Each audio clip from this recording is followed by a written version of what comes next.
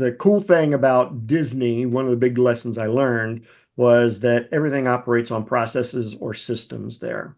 So I Mm-hmm. did exactly that in those home service businesses, put in place processes and systems, which then allowed me to hire a general manager to run those three businesses for me. I don't do a darn thing with them. I mean, I cash the checks, I kiss the babies, but that's about it, you know. Hey, Ramblers, before we start today's episode, don't forget to hit that subscribe button to stay up to date on the latest episodes, interviews, and all things startup. This episode, like every episode before it and after it, is brought to you in part by OffSource, your affordable one-stop solution for outsourcing all of your office work. If you or your team are constantly waitlisting important tasks for any reason, you're doing your company a disservice. Get the support you need by outsourcing to OffSource tasks like HR support, admin, bookkeeping, social media, graphic design, web design, and so much more. You can go to the link in the description and visit offsource.tech. This is The Ramblings. Hey guys, welcome back to another wonderful episode of The Ramblings. I'm your host, Angelo Roberts, and I have today with us Vance Morris of Deliver Service Now. He is another founder that we were going to have on the show. We're doing another founder deep dive. How are you doing today, Vance? I am fantastic. Thank you so much, Angelo. All right, thanks for coming on today. So, one of the things that we always like to start is how did you get to where you at? What do you do? Give us the little 5 minute spiel about who you are. Okay, so I was a wee lad born in a log cabin. Or is that too far back? Sorry. Um, I was, funny. I will bet you I am the only one of these you will ever meet. You want to bet $1 on this? Let's see. All right. So, have you ever met a former birth control factory security guard? I do not believe so. No, no, No. I have So not. that was my summer job for 2 summers in college. I was actually a security guard at a birth control factory in New Jersey. This has absolutely nothing to do with anything except that it will be memorable. Um, so there you have it. So I went my after school. I worked for the Disney company for 10 years down in Orlando. A lot of fun down there. Learned a lot. Great place to have your first job and have it be the basis for the rest of your career. Um, and after a decade, decided it was time to go and do something else. I can't believe I was actually there that long. It's crazy. And I was also the beginning of finding out that I make a lousy employee because I don't like to be told what to do. And just ask my two ex-wives, and that will prove it even more so. So I had a couple of corporate jobs. Used to be the food service director for all of the Smithsonian museums. I was the catering director for down in Okay. DC. And I also had another corporate food service job. So spent a lot of my time in hospitality. I got fired from both of those jobs, by the way. I used to say I was laid off, but it's not quite as sexy as being fired.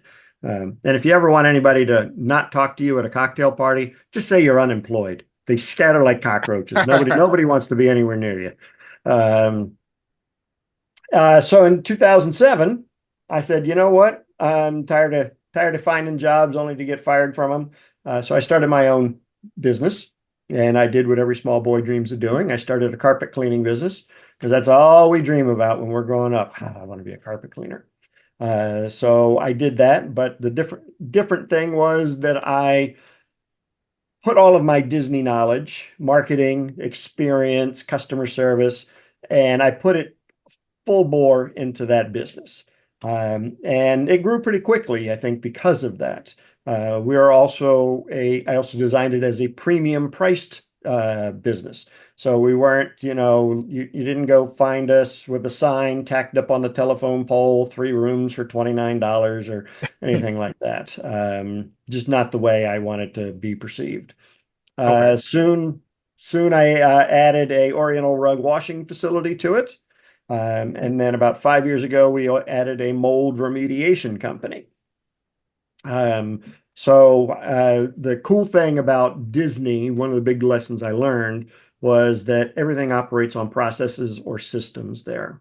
So I Mm-hmm. did exactly that in those home service businesses, put in place processes and systems, which then allowed me to hire a general manager to run those three businesses for me. I don't do a darn thing with them. I mean, I cash the checks, I kiss the babies, but that's about it, you know. Um, and so that gives me the freedom to do the coaching and consulting that I do now with Deliver Service Now. And it is, I just, I don't know about you, but you go out and customer service it just plain sucks most places we go, you Yes. know? And so I'm just kind of on a mission to, one business at a time. Let's get it better.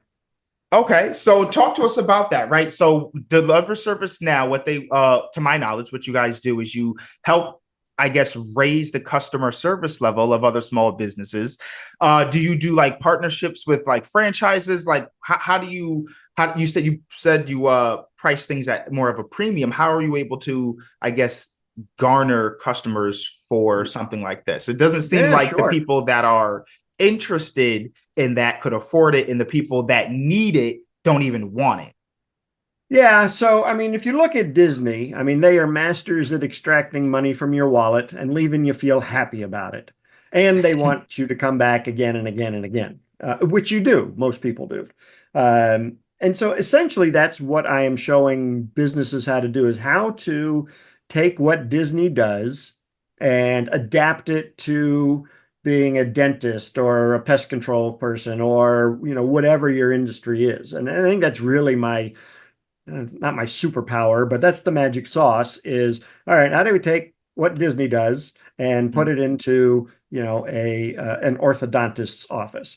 And there's a lot of similarities, but so Disney, I mean, I don't know if you've seen their prices lately. They're Oh, astronomical, astronaut, yes, very, very high. off the charts. But people still go, they still have hundreds of thousands of people Mm-hmm. going. And they do get a lot of bad press. Some of it justified, a lot of it not. But if you think about what you get with a Disney experience, here's one example. So their attention to detail, right? So Mm-hmm. if you went to your local county fair and you wanted to ride the rides at your local county fair, 4th of July fair, Fireman's Fair, whatever, you probably pay $20 and you can ride the rides all night long. But half of it though is that are you going to survive? Because those rides are rickety and they're all run by a bunch of ex-cons or current cons. So it is a $20 experience, right? Right. And and then you go a step above that to say like a Six Flags or a Great Adventure or a more permanent theme park, but one that's not really Hershey Park would be one that are really not full experience, but they're not the carnival. Right. And they're getting like $60 a day, $65 a day. Um, now Disney's $180 to go for one park for one day. Um, And there's like 5 parks. yeah, just in Orlando, Yeah. just in Orlando. And so, but what you're paying for is no trash on the street. You're paying for clean toilets. You're paying for entertainment that is of a certain caliber. I go in the parks and I sit and I watch the workers, the cast members, Mm-hmm. and I was watching the guys that are trimming the hedges. And there's this horticulturist or whatever you call him, groundskeeper, and he's literally with a pair of scissors, snipping the hedges. And then, like 10 minutes later, the maintenance or the supervisor comes by with her own pair of scissors and snips the branches that he missed.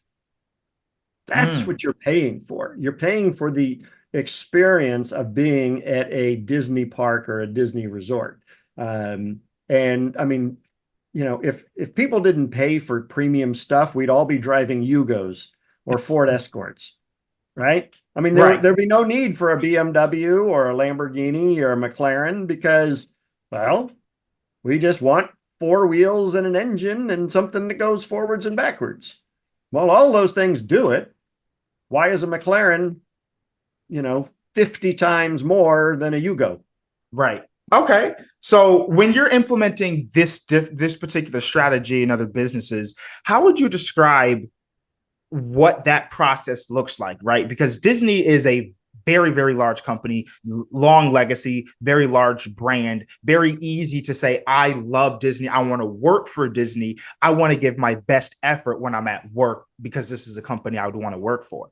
Most small businesses, people aren't looking up to those particular businesses saying, I want to work here. So you're going to get a different kind of worker. What is your process for raising customer service amongst non-owners? Sure. That's a great question, one that is not asked often enough. So first and foremost is with the current team that is not, that's already working there, sometimes with the boss, sometimes without, is we map out the entire customer journey. So what is the first point of contact a prospect has with your business? Is it a postcard? Is it a phone call? Is it a website? Is it a text chat? What is it? And then we take that and we go all the way through to the time they step into the office or in your showroom or on your website, to the time they make the purchase, to the time they leave, and then whatever follow-up sequence you have afterwards. And we map the whole thing out. And so every single touch point you have with a customer has its own little block on this map. Then what we do is we go through and we look at, all right, where will we get our most bang for our buck if we improved one of those blocks on there? So let's say it's answering the phone. Okay, so we want to do, people will love us if we answer the phone better. And so usually my first suggestion is they get rid of the voice tree. That thing where you got to hit 9 for this and 2 for that and 1 for this. Right. Most companies aren't big enough for that. And most people just I just beat the living daylights out of the 0 button, hopefully get connected with somebody, get rid of those things. Have Marge at your front desk really answer the phone. Okay.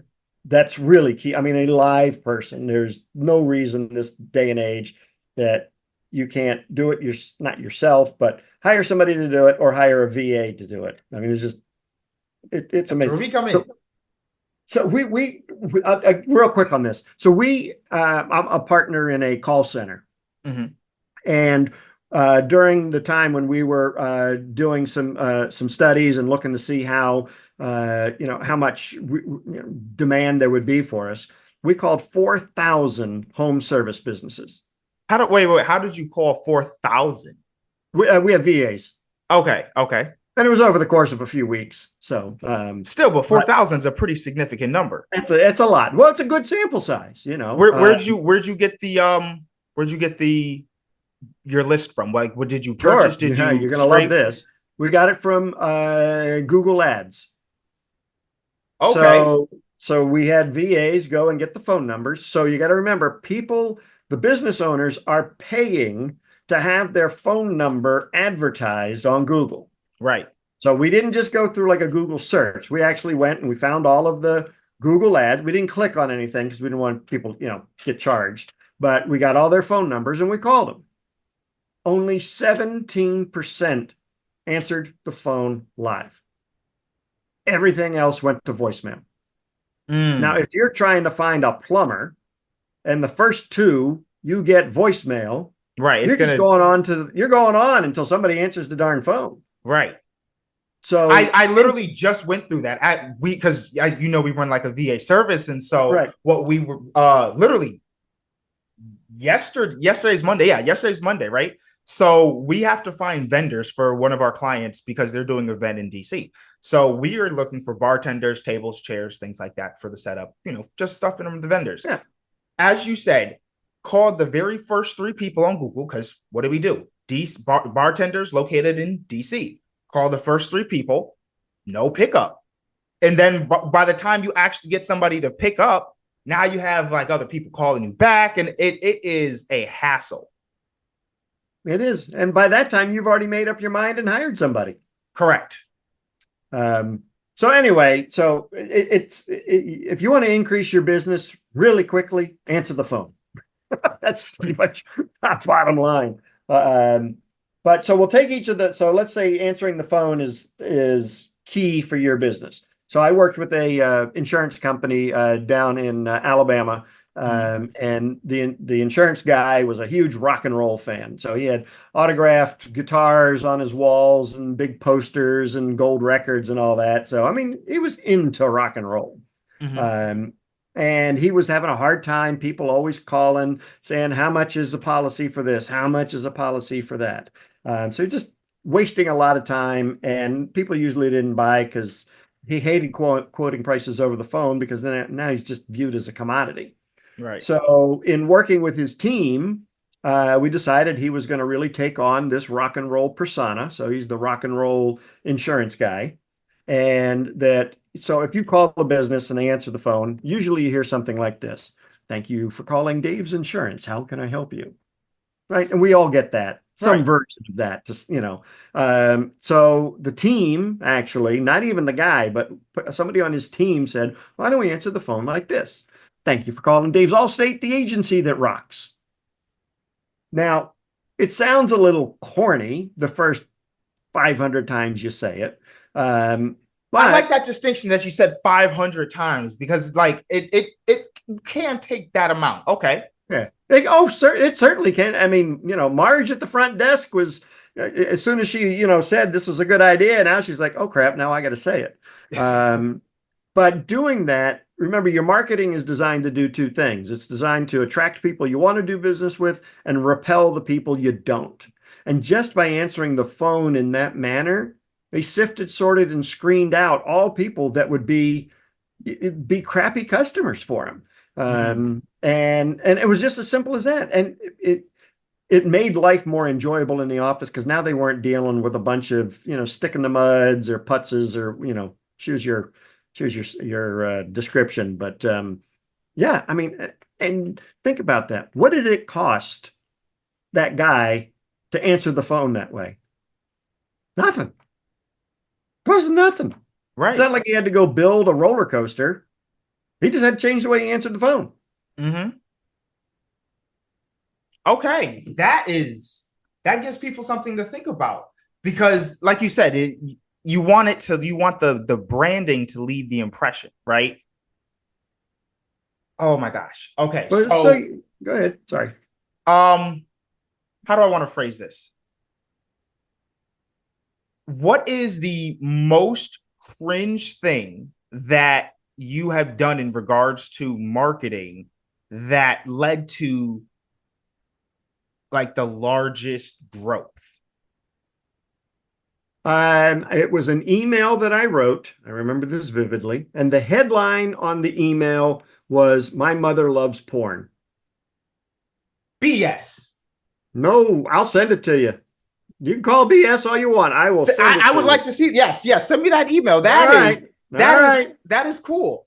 Okay. So I'm making a note here because I'll forget if I don't. Was it like a sales kind of thing? Like what? Well, okay. I mean, yes. I mean, I was eventually selling. Into this. I need to hear about this. Yeah. So the premise of the email. So I run a high level mastermind, and I was in the period of time that I was, I had 2 open seats, so I was trying to fill those seats.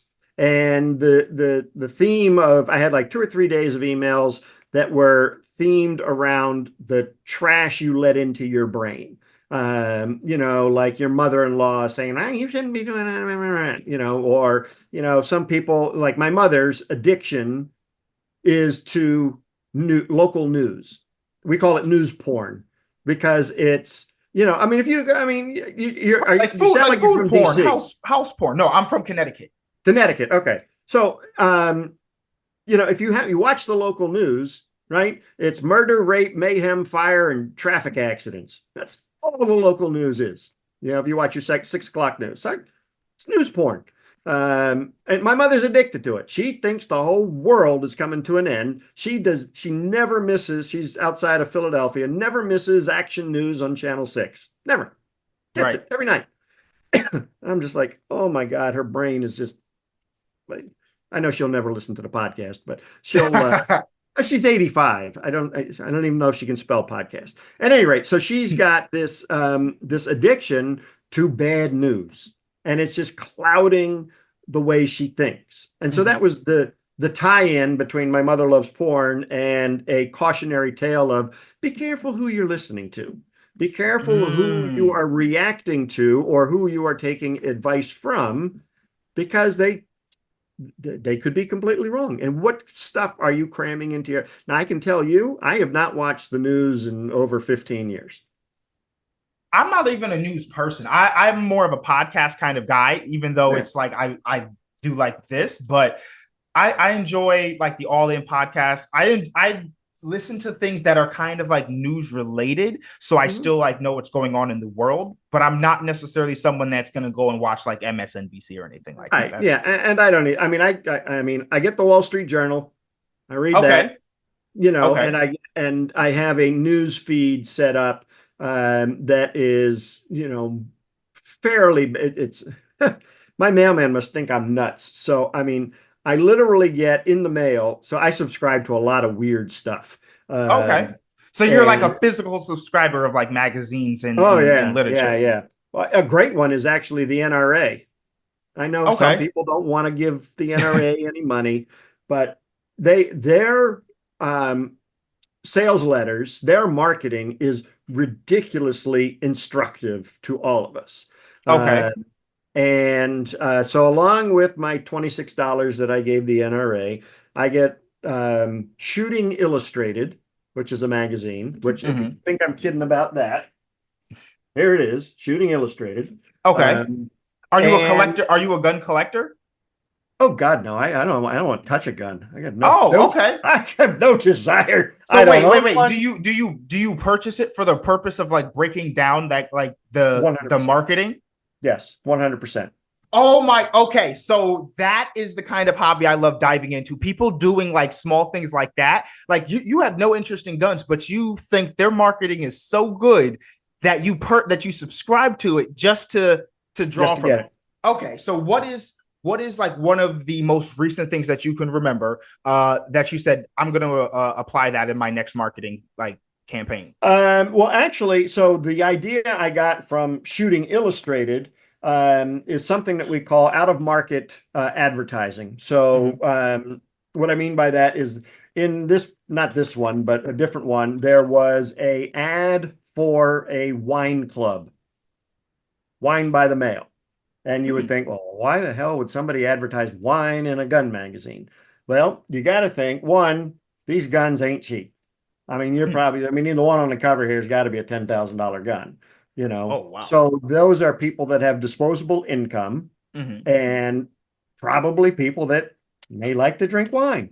So it's a great place to be. I had a friend of mine used to talk about they would go to horse auctions.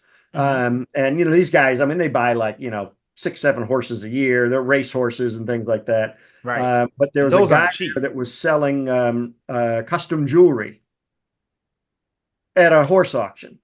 Now, why would you sell custom jewelry at a horse auction? Well, most of the people at the horse auction were men, and they had to come home with the horse and tell their wife, yes, I bought another one. And the only thing that would soften the blow is that nice new diamond tennis bracelet that he's dangling in front of her and say, oh, yeah, by the way, I got a horse. And she goes, I don't care. Give me the bracelet. So Wow. looking Okay. for places that you can market yourself where nobody else is. I mean, you want to market where your competitors are not, and you want to market where your prospects are. Okay. Wow. Okay. So that is a great case study. Like, this is why we have this. That is something that you guys can take, break down, and apply right now. Right. So let's bring this to, because you like to work with home services. One, kind of wanted to ask previously, is there a reason that you chose to get into home service businesses? There is honestly no. I was with a franchise of which I will say for anybody who's not owned their own business to begin with, a franchise is, depending on the franchise, is a good model. It's a proven concept. yes, they're expensive, but you've got much greater chance of success. So I was looking at a whole bunch of concepts, Five Guys and smoothies and dry cleaners, and then this carpet business just kept bubbling up, and I finally said, yeah, I'm going to do that. Okay. So what do you mean? What do you mean by like bubbling up? Like it kept reoccurring, like you kept So seeing it? I was working with a franchise headhunter. Mm-hmm. So, and so he would put concepts in front of me, and I would kind of poo-poo some of them. The first couple of times he brought up the carpet cleaning, I poo-pooed at me. I said, I don't even vacuum. You want me to go out there and clean carpet? Give me a break. Um, but he said, no. So finally, after about a month of this, he said, look, I really think you should talk to him. Their product is absolutely amazing. The Mm-hmm. system and process that they use to clean. Their marketing is meh, and they are trying to raise the status of carpet cleaners.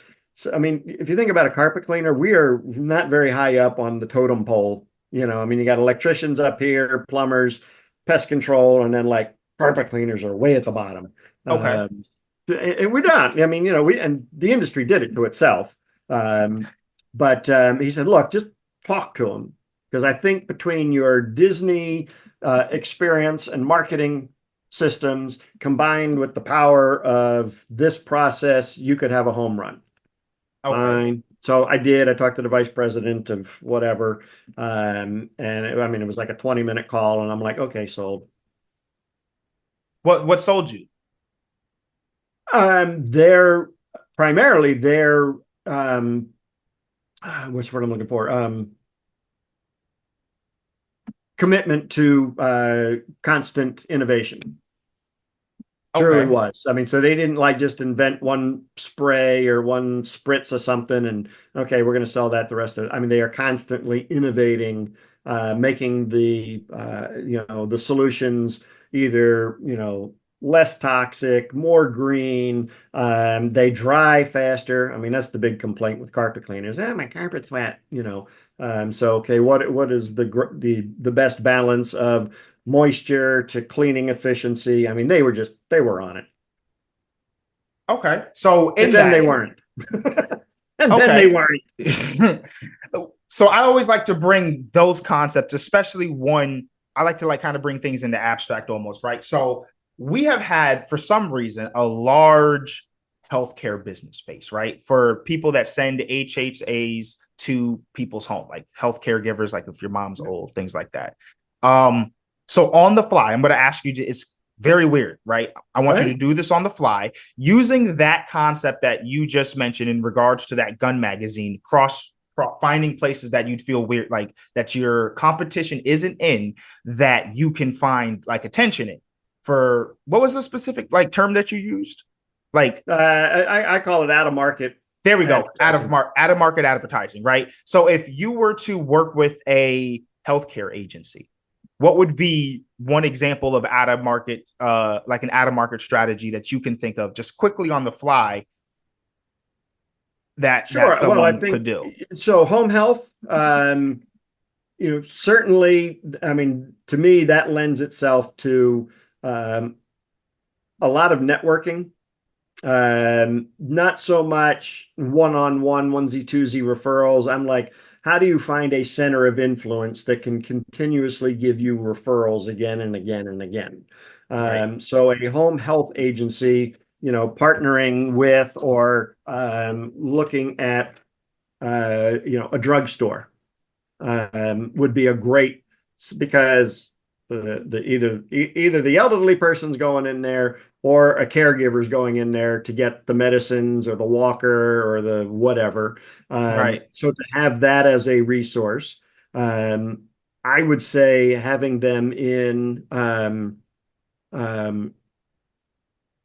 local, it's not really out of market advertising, but there are a lot of really good local magazines and publications that I would say they should be in. And then is getting a mailing list, find how many people are, homeowners over the age, let's just pick over the age of 80 that's and then get your demographic of okay, it's a minimum value home value of $500,000. And if you can find the information on it, whether they're widowed or not, and you build that mailing list, and then you mail to the children of those people.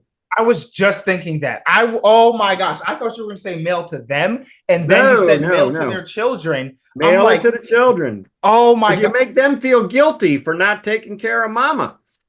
that there we go. That was genius because I'm like, okay, that works, but what if we also sent it to like, because unfortunately, my parents are going to be in the next 10 years reaching that particular point, and I'm like, if you sent it to me, that would be pretty good. Okay, I'm glad you said that. I'm glad you Yeah. said that. Okay, so I see that you have like a little Disney character that looks like Goofy in the background. There's Mickey back there. Oh, Mickey. Okay, There he is, back yep. there. Okay, yes, Mickey. I'm like, I see a Disney character in the back. Are you a Disney fan? Is Disney a you know major staple in your life outside of your 10 years? Like, did you know like, oh, I want to work at Disney? No, I had no idea. I mean, quite frankly, my interview with Disney was you won't be able to do this now, but a buddy of mine from college was a recruiter at Disney, and I was living in Massachusetts at the time. I hated it, and I called him up. I said, "You got anything for me?" He goes, "Yeah, come on down." That was it. Oh wow. That was it. It just happened to be Just Disney and happened. They were in the middle of a massive, it was like 1990. They were in the middle of a massive hiring spree. I mean, they just had to get people. And okay. So I always like to ask these, what's your favorite memory from your time at Disney? Like what's something that truly stuck with you? um, well, it's a little strange in that as a senior leader, they allowed us to portray a character every once in a while. So I was able to be Goofy once a month. Um, and, because as a leader or a manager, or whatever you want to call them, the only time you see them at Disney is when there's a problem. It's like Mm, the hourly line level employee couldn't fix it to the customer's happiness. So you got to call the manager. And right. so out I come. And it's a problem. And so that can, after 10 years, that kind of wears on you. Um, so they, trying to find ways to, give us a little something different. So I said, yep, I'll do it. So I got to play Goofy. And there is nothing more fulfilling than walking into a room where everybody instantly knows you and loves you. Mm, There is nothing like that feeling. They have grown up with Goofy. They've seen him in the movies. They've seen him in the cartoons. They met Goofy their last trip to Disney. And, to be able to walk into a room and have 100 people instantly recognize and love you it's just amazing. wow.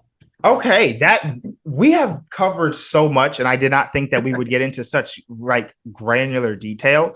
So now I want to kind of get into some of the specifics more about what you do over at Deliver Service Now. And Sure. so, like the customers that you're helping, talk to us a little bit about how you decided to start that, what you do, like the pricing. Give us a little bit of kind of like a shameless plug about it. Shameless plug. And it's like I use my kids shamelessly in my marketing. But if you have kids, you should be using them in your marketing. They're great. They sell anything. They sell tires, they sell donuts, they sell carpet cleaning. Um, so the way the business is set up is, while I have an affinity with home service companies just because I own them, I work with a lot of professional services as well. So Mhm. orthodontists or financial advisors, etc. And some are looking for just a little bit of coaching. Hey, I'm tired of being viewed as a commodity. I'm tired of getting price shopped. Can you help me out?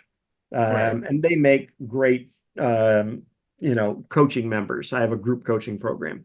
Um, there are others that I will take on as one-on-one clients, literally go out to their place of business and figure out how I can help them with their marketing and with their experience. I did that with an orthodontist earlier this year, and it's amazing. The orthodontist was having a lot of trouble. He had no problem getting people in, but getting people to come back was tough. And the other thing is he was not selling his retail items. So, like teeth whiteners and flosses and toothbrushes and crap like that. And so I asked him, I said, well, where is all that stuff? And he points at the lady who does the scheduling. She goes, oh, it's between Marge's legs over there. And, Marge backs up, and sure enough, there's all the toothbrushes, and, it's under her desk, toothbrushes and teeth whiteners and everything. I said, well, that's a problem. Who's going to look down there as a patient for teeth whitener? Right. Get the crap from between her legs. I drove down to Staples, bought a cheap plastic table, put it up there, and said, let's just put all the crap out there. And they literally have to run into that table before they check out, because that's where they make their next appointment. They literally have to run into that table before they leave. And they have to stand there while they make the next appointment. And all that stuff's just sitting there waiting to be sold. And they're like, oh, I didn't know you had this special floss. Okay, great. Yeah, $39 for a little thing. Sure, that's great. So, I mean, those, when I work with people, I look at how do we eliminate not only the service prevention department, but the sales prevention department. As business owners, we put a lot of crap in the way for people to do business with us. We don't do it intentionally, but we'll put a process in place because it makes our jobs easier, or our employees' jobs easier. But when that happens, it makes the prospects or the customer's job harder. It does. Now, who's getting paid and who's doing the paying? And who should have the easier job? Right. The customer. So, I look at all of those things. How do you sell things, and what kind of environment do you sell them? We talk a lot about environment. And when I talk, and I'm not talking about like Greenpeace and Save the Whales, I'm talking, your sales environment. Because, if you have an office, you're pretty much in what I would call a friendly sales environment because you're on your home turf. Right. You got your teeth whiteners and your flosses and pictures and testimonials all over the wall. But if you're a home service person, you're going to hostile territory. Okay, because you're going into somebody's kitchen, somebody's living room, and you got to do your sales pitch there. You're on their turf. Right. It's always an away game. Yeah, it's always an away. Exactly. And so how do you then create a sales environment on their kitchen table? So like in our carpet cleaning business, we have a spotting kit that's got 3 different bottles of spot remover. We've got brochures and books on how to remove 27 different kinds of spots. We have 3 books that we've produced. So we put all this stuff out. We have a big client folder that we go through, and we literally take over the kitchen table.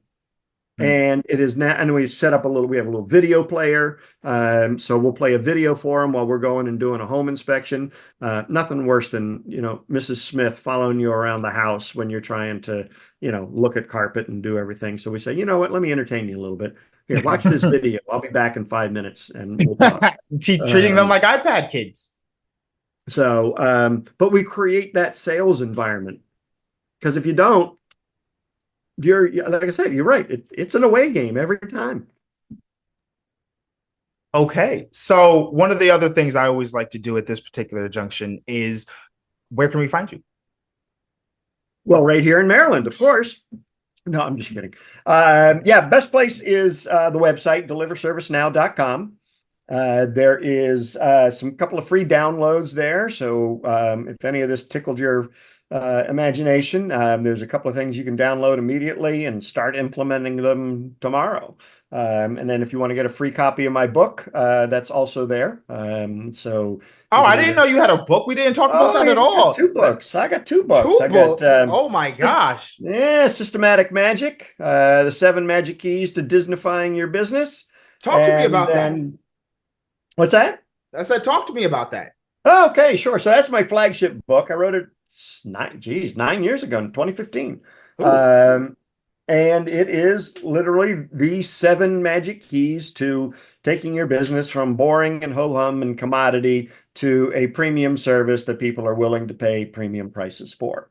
Um, and some of the magic keys are, attention to detail. What are the details that are important to your business, that are going to foster people to stick around with you, to have customer retention, to come to you in the first place.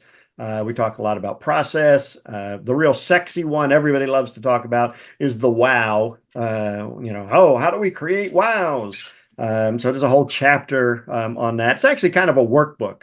So there's places for you to, write in what you're doing now and, what gets you thinking and what you can write in and, maybe try and implement right away. And then the other book is Tales from the Customer Service Crypt. And they are 10 god awful customer service stories. And I throw rocks. So if we know the name of the company, I include it in there. So I love yeah, that. Okay, yeah, right. so I'm sure you went through a lot of different tragedy cases. Can you give us one that didn't make the cut? Didn't make the cut. So you heard of the Ritz-Carlton company, right? The Like high-end the hoity-toity hotel? hotels. Yeah. So I had an event at one of those hotels. I was hosting an event there. And even with the catering and convention discount on the room, they were still pricey rooms. They were like $475 a night. Mm. And I mean, rack rate for them is like 800 or 900. And so I had one client who was coming in, had a difficult time making a reservation, was able to make the reservation, and then like 2 weeks later wanted to add one night, Mm-hmm. right? And I'm like, I don't know anything about this because I'm just hosting the event. I'm speaking. I don't know anything about room reservations. So I sent it on to my contact at the Ritz-Carlton. I said, hey, Fred's having a hard time booking one extra night. Can you please help my guest with him or with this? And I don't know, a couple hours later, I get an email back. Oh, that's something he can just use the link for. And I wrote her back and I'm like, lady, I'm paying you, I don't know how many tens of thousands of dollars to be here. And you can't lift a finger to help one of my guests to add a night to his Right. reservation. That goes I with the mean, to do or reduction die, of no, but services. I mean, it's just, and it's You, very out of character for a company like that. You're like, yeah, I mean, if it happened at Motel 6, we'd be like, okay, fine, it's Motel 6. You're paying $29 for the room. I You think like they're to doing get that to cheap. reduce to increase bottom line. Like they're a company that's really trying to get bottom line. So if you could have more people using like an app or have more people using like a luxury mobile experience, you can have less staff. And so if they are Yeah, telling them, hey, tell them to download the app, you can have one person and have them focus on just people coming in and out the front door instead of dealing with yeah, call goes like, just like why do a lot of businesses have I have to jam zero just to get to a live person. yep. You know, So yeah, who's got great customer service if you're paying them for it? Google. I, I was just that was at the tip of my tongue. Google. I was like, for me, it's Google because Google they just respond, and even though you can tell it's outsourced, like from a Sure. different country, they do a great job at giving them freedom to be able to do things. Because the one thing I can't stand is, regardless of where the person is going to be or anything like that, is like you don't have any kind of solutions available. It's always, oh, I have to go above. Let me go get a Right. manager. Oh, let me go talk to this person. Oh, can we get back to you at this time? Can any of you authorize anything in Google? Yes, I agree with you. Google Google's great. I mean, I offers. had a problem with them, and because I had migrated from one workspace to another. And I was having tons of trouble with my email. And so I got on.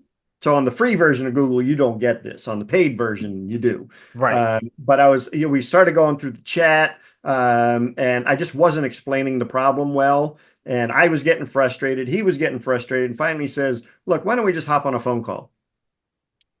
Do you mean you can do that? You can talk to Yes. somebody at Google? What the hell is this? Oh, and it's so easy. They don't make it difficult. Even No. in the chat bot, they don't make it difficult. Yeah, I mean, I'm a computer idiot. So I mean, he was probably thinking I was just, like dumb as a box of rocks. But once we got on the phone call, however, I mean, 2 minutes, he had the problem solved. Smooth sailing. So thank you so much for joining us, Vance. It's been absolutely a pleasure having you. For all of you that are looking for the information, as you know, I'm going to put it in the YouTube description, Spotify description. Please feel free to make sure you check out Vance. And where can we find you on social media? Sure. Yeah, I'm on LinkedIn, Vance Morris, the Disney guy. There's only one of me. And yeah, the website's the best, or LinkedIn. All right. Website or LinkedIn. You guys know how to reach them.